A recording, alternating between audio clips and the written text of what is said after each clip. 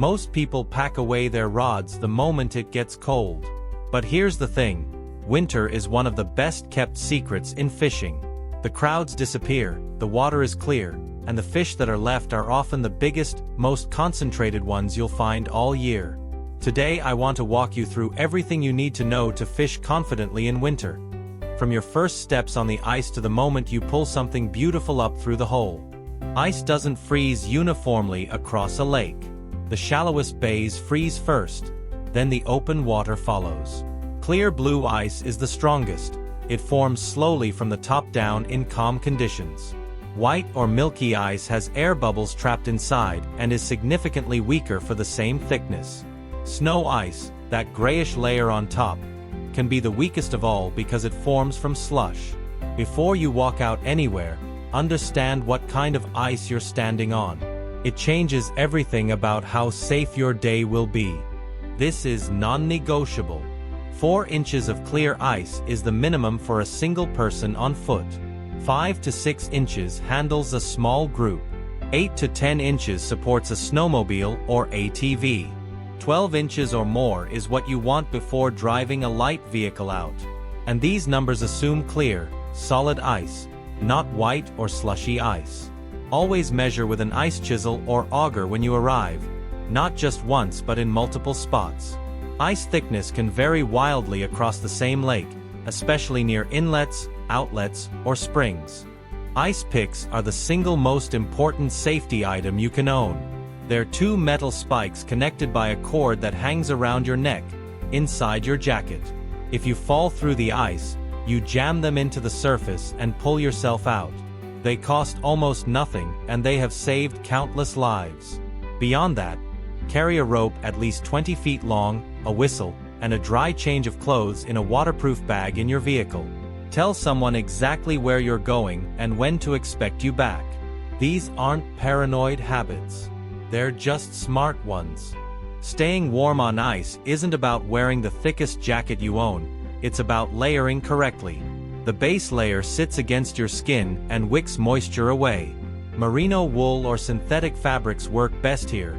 Never cotton, which holds sweat and makes you cold fast. The mid-layer traps warmth. A fleece or down piece does this well. The outer layer blocks wind and moisture. A waterproof shell jacket and bibs. 3 layers, each doing a specific job. Adjust them as you warm up or cool down throughout the day, and you'll be comfortable for hours. Your feet are in direct contact with ice all day. No matter how warm your jacket is, cold feet will end your trip early. Look for insulated winter boots rated to at least -40 degrees. That sounds extreme, but on a long cold day it gives you real margin. Pack boots with removable liners are fantastic because you can dry the liners overnight and start fresh the next morning. Wool socks. 2 pairs if needed. And here's a trick many beginners miss. Don't tie your boots too tight. Cutting off circulation makes your feet cold faster than anything else. Ice fishing rods are short, typically between 24 and 36 inches, because you're fishing straight down through a hole, not casting. Shorter rods give you more sensitivity and control in a compact space. Pair your rod with a small inline reel or a spinning reel sized for light line. The key feature to look for is a smooth drag system, because even small fish can feel strong when you're pulling them vertically through 10 feet of water. For most ice fishing, a light or ultralight rod action will serve you better than anything stiffer. It telegraphs subtle bites much more clearly. Cold temperature makes most fishing lines stiff, coily, and nearly unmanageable. Standard monofilament gets wiry and loses its sensitivity.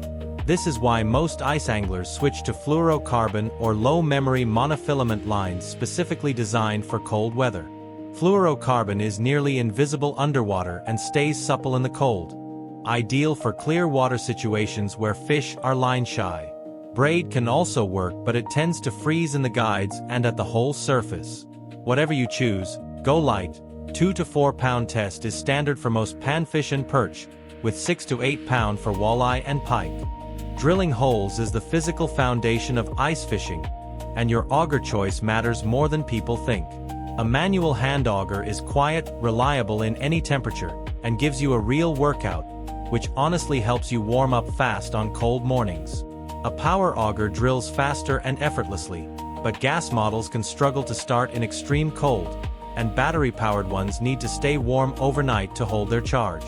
My recommendation: if you're drilling fewer than 5 holes and walking long distances, go manual.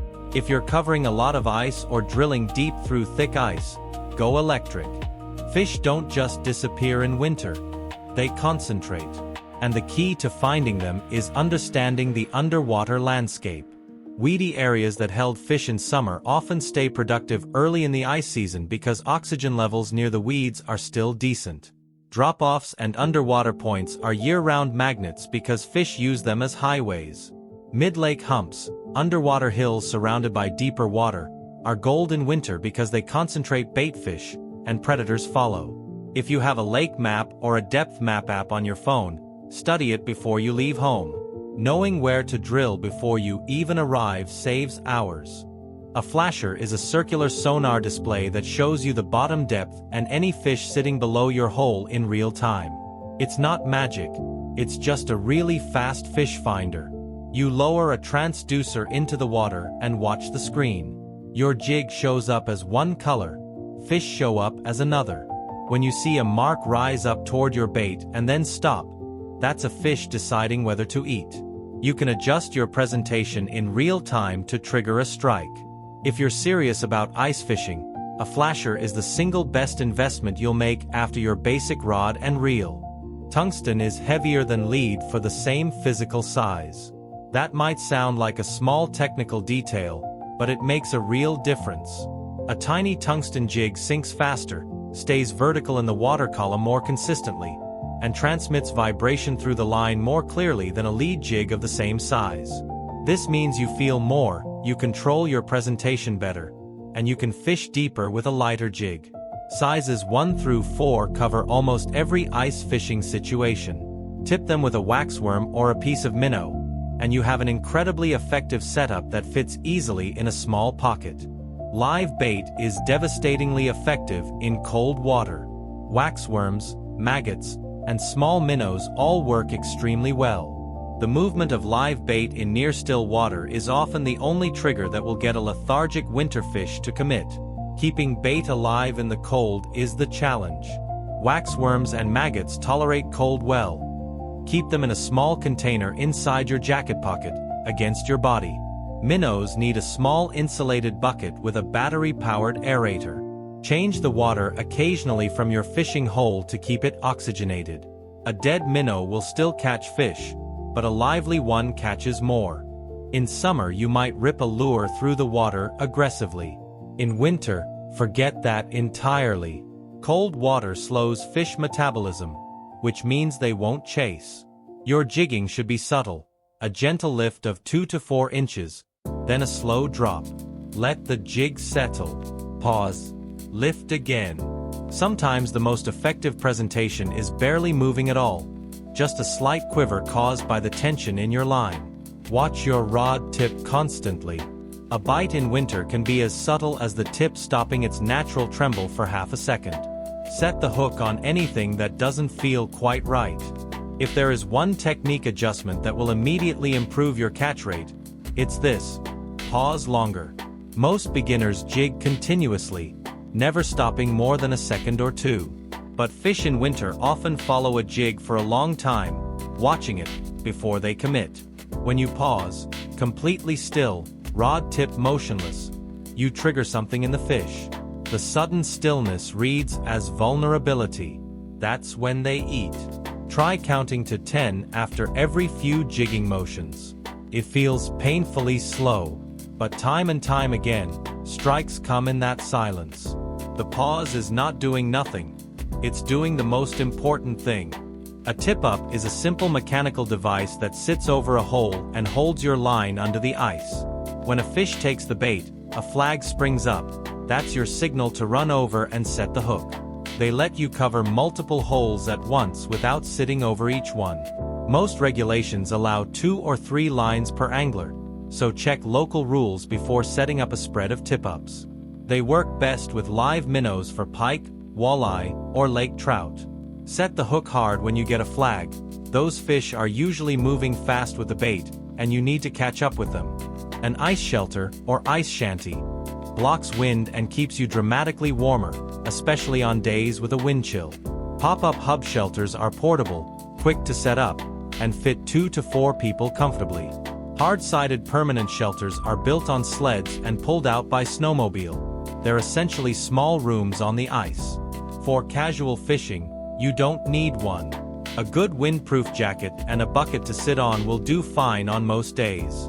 But if you're planning long sessions in extreme cold or fishing with young kids or older family members, a shelter transforms the experience completely. Hand warmers are obvious, but activate them before you head out. Not when your hands are already freezing. Chemical warmers take 10 minutes to reach full heat. Tuck them inside your gloves at the trailhead. Hot broth in a thermos beats coffee. Broth hydrates and adds calories, while coffee dehydrates. A small foam pad to sit or kneel on makes a huge difference because the ice will pull heat from your body through your legs faster than anything else. And if you feel yourself getting seriously cold, not just chilly, but genuinely uncomfortable, go back to your vehicle, warm up fully, and come back out. Cold judgment is bad judgment on ice. Ice transmits sound and vibration extremely efficiently. Every heavy footstep, every dropped piece of gear, every time you bang your auger against the ice, fish feel it. This is one of the most common reasons people sit over a good spot and catch nothing. Move slowly and deliberately. Set things down rather than dropping them. If you're drilling a new hole, walk away from your active holes. The auger vibration will push fish away temporarily. In an ice shelter, avoid stomping or shuffling your feet on the floor. And if you're fishing without a shelter in clear, shallow water, you may even want to avoid wearing bright colors visible from below the ice surface. In very cold weather, a hole can start refreezing within minutes. Keep your ice skimmer close and skim the hole every time you pull your line out. If you're taking a long break, plug in used holes with snow to slow down refreezing and mark them so you don't step into one accidentally. A thin film of ice over a hole is deceptively dangerous. It looks solid but will collapse under weight. Never step on a hole you drilled, even if it looks frozen over. Some anglers carry a small bottle of non-toxic antifreeze to drop in the hole. It keeps the surface liquid longer without affecting the fish below. Different fish behave very differently in winter. Yellow perch are one of the easiest targets. They school tightly in winter, so if you catch one, there are almost certainly more. They love shallow to mid-depth weed edges early in the season. Walleye go active at low light. Dawn and dusk are your windows. They tend to hang near bottom along structure. Northern pike are aggressive even in the coldest temperatures and respond well to large live minnows on tip-ups near weedy bays. Lake trout prefer deep, cold, clear water and often suspend in the water column rather than hugging bottom. Each species needs a slightly different approach, location, and depth. Winter fish are not randomly active. They follow light and temperature patterns just like in summer, though the windows shift. The first hour after sunrise is consistently one of the most productive times of the entire day. Fish that have been resting overnight start moving as light increases. The midday hours can be slow, especially in very clear water where light penetration is high and fish pull back. Then late afternoon, as light begins to drop again, you'll often see a second wave of activity. On overcast days, these windows blur and fish can be active more consistently throughout the day. If you can only pick one time, be on the ice at first light. Every ice angler has days where nothing seems to work. Fish are there on the flasher but won't eat. Here's a systematic way to troubleshoot. First, downsize everything. Smaller jig, lighter line, smaller bait. Then try changing depth. Sometimes fish shift a foot or two in the water column and that's all it takes. Try switching bait entirely, from waxworm to maggot or vice versa. Change your jigging cadence. Slower, then a complete dead stick with no movement at all. If none of that works, move. Drill a new hole 10 or 20 meters away. Sometimes the small change in position puts you on a completely different group of fish. Handling fish in freezing temperatures requires care, for the fish and for your hands. A fish pulled onto the ice will freeze quickly, so if you're releasing it, do so immediately and gently. Don't set it on the ice surface for a photo, hold it over the hole. Wet your hands before handling any fish you plan to release, as dry hands strip the protective slime coat. For fish you're keeping, a cold day is actually ideal. They stay fresh longer than in summer heat. Never put a fish you're keeping back in the water to keep it alive, unless you have a live well. They may swim off before you can retrieve them. Here's what nobody tells you about ice fishing until you've experienced it yourself. Some of the best moments have nothing to do with catching fish. It's the silence of a frozen landscape before anyone else is awake. The way the snow looks in early light. The coffee that tastes better cold than it has any right to. The conversation that happens naturally when you're sitting still with nothing to do but wait and watch. Winter fishing teaches patience in a way that no other season does.